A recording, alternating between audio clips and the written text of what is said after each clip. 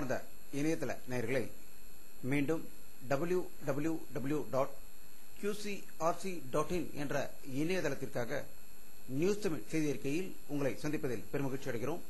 இன்று 8 மே 2009க்கான முக்கிய செய்திகளை தற்போது பார்க்கலாம். தமிழக அரசின் சார்பில் கற்புக்கரசி பச்சை தமிழ் நாயகி கண்ணகியின் நினைவை போற்றும் வகையில் இன்று அவருக்கு நினைவு நாள் கொண்டாடப்பட்டது. சென்னையில் உள்ள அவருடைய சிலைக்கு மலர் தூவி வணங்கியதாக தகவல்கள் வெளிவந்து கொண்டிருக்கிறது. ஸ்ரீபெரும்புதூர் தொகுதியில் போட்டியிடும் திமுக வேட்பாளர் மற்றும் மத்திய அமைச்சர் TR பாலு முழு வீச்சில் வாக்கு சேகரித்து வருவதாகவும் தான் செய்த சாதனைகளை மக்களிடம் எடுத்து கூறி வாக்களிக்குமாறு கேட்டுக்கொண்டதாக தகவல்கள் வெளிவந்து கொண்டிருக்கிறது.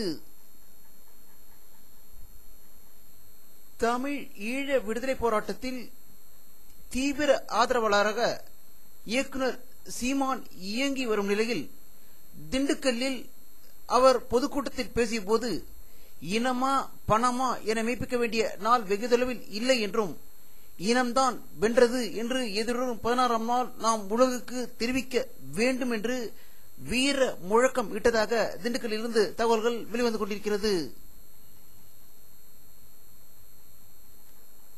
கரூர் மக்களவை தொகுதி அதிமுக வேட்பாளர் தம்பித்துரை வீட்டை போலீசார் நேற்று நள்ளிரவு திடீர் சோதனை நடத்தியதாகவும் அவர் வாக்காளர்களுக்கு பணம் கொடுப்பதாக வந்த செய்தியால் வீட்டை சோதனை செய்ததாக கூறிய அவர்கள் வீட்டில் எதுவும் இல்லை என்று கூறிவிட்டதாகவும், ஆனால் அங்கு கூடிய அதிமுகவினர் திமுக அரசுக்கு எதிராக கோஷங்கள் எழுப்பியதாகவும், பணம் சோதனை செய்யப்பட வேண்டிய இடம் மூக்க அழகிரி வீட்டிலும் சிதம்பரம் வீட்டிலும் தான் என்று கோஷம் எழுப்பியதாக கரூரில் இருந்து செய்திகள் வெளிவந்து கொண்டிருக்கிறது.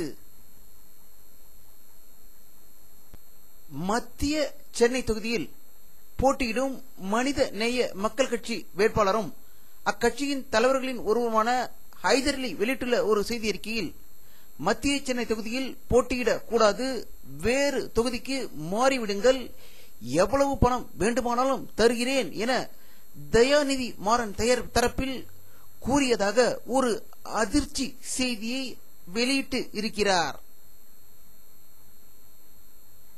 பாரதிய ஜனதா கட்சி தலைவரும் பிரதம வேட்பாளருமான திரு லால்கிருஷ்ண அத்வானி அவர்கள் தமிழகத்தில் சூறாவளி பிரச்சாரத்தை மேற்கொண்டார்.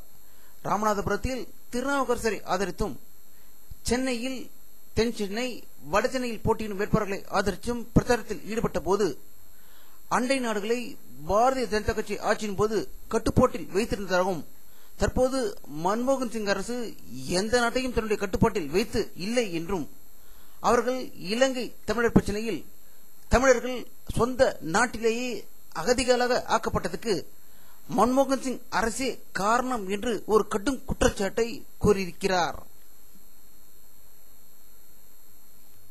காங்கிரஸ் கட்சியின் பொதுச் செயலாளரும் எதிர்காலத்தில் பிரதமராக அமர வேண்டும் என்று துடித்துக் கொண்டிருக்கும் திரு ராகுல் காந்தி அவர்கள் தமிழகத்தில் சிவகங்கை, திருச்சி தொகுதிகளில் தேர்தல் பிரச்சாரத்தை மேற்கொண்டதாகவும், அங்கு பேசிய போது இந்தியாவில் உள்ள ஏழைகளை பணக்காரர்களுக்கு சமமாக உயர்த்துவோம் என்று சூளுரைத்ததாகவும், இதே சொற்களை தான் கடந்த 60 ஆண்டுகளாக காங்கிரஸ் கட்சி கூறி வருகிறது என்பது குறிப்பிடத்தக்கது.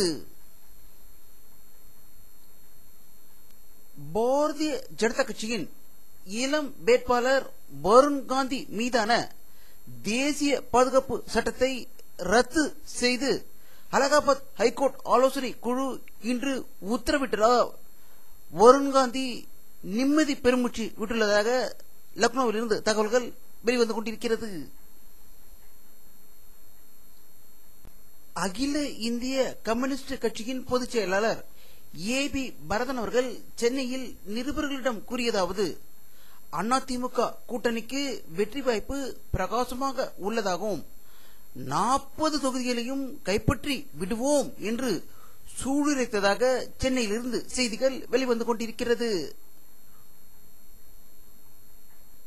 ஒரிசா முதல்வர் நவீன் பட்நாயக்கை கம்யூனிஸ்ட் கட்சி தலைவர் திரு கரத் அவர்கள் சந்தித்து மூன்றாவது அணி கூட்டணி பற்றி விவாதித்ததாகவும் காங்கிரஸ் பாரதிய ஜனதா கட்சி அல்லாத ஒரு கட்சி ஆட்சியை அமைக்க அவர்கள் பேச்சுவார்த்தை நடத்தியதாக தகவல்கள் வெளிவந்து கொண்டிருக்கிறது. ராகுல் காந்தியின் ராஜாவை போன்ற பேச்சால் அதிருப்தி அடைந்துள்ள லல்லு பிரசாத் யாதவும் ராம்விலாஸ் பாஸ்வான் அவர்களும் இன்று மத்திய அரசின் கடைசி கூட்டத்தில் பங்கேற்கவில்லை என்று டெல்லியில் இருந்து தகவல்கள் வெளிவந்து கொண்டிருக்கிறது.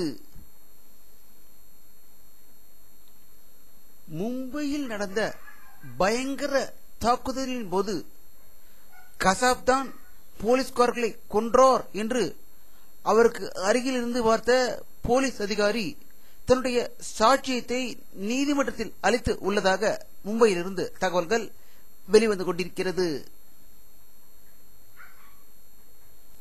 அமெரிக்க நிறுவனங்கள் சொந்த நாட்டில் வேலை வாய்ப்புகளை உருவாக்கினால் வரி சலுகைகள் வழங்குவதாக அமெரிக்க அதிபர் திரு பாரக் ஒபாமா அவர்கள் கூறியிருப்பதால் இந்தியாவில் உள்ள பெங்களூர் நகரில் எந்த பாதிப்பும் ஏற்படாது என்று கர்நாடக முதல்வர் திரு எடியூரப்பா அவர்கள் திட்டவட்டமாக கூறியதாக பெங்களூரிலிருந்து செய்திகள் வெளிவந்து கொண்டிருக்கிறது.